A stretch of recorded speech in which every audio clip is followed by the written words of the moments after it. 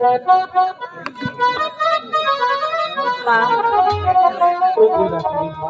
আমার সন্তান তো ভুল করেছিল, সে ভুলের শাস্তি তোমার কাছে পেয়েছে। আবার তুমি কথা রেখেছো, আমার সন্তানকে আমাকে ফিরে দিয়েছো। আর কোনোদিন আমার সন্তান তোমার কাছে ঠিক আছে, এখন যেতে পারি মা? ঠিক আছে রাখালি মা, বিদায়। ঠিক আছে, এসো বাবা, মাকে একটু প্রণাম করে নাও।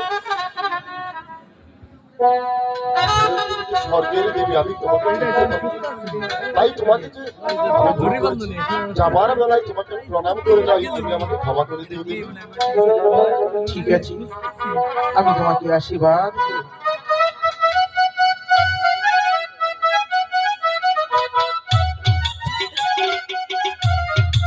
আসি মা। বিদায়। না, আমি আর বাড়িতে বসে থাকবো না।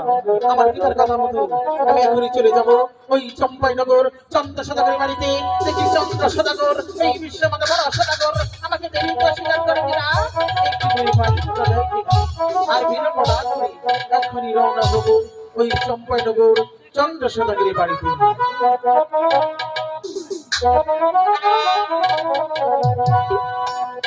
ইয়ো হইনি আই গো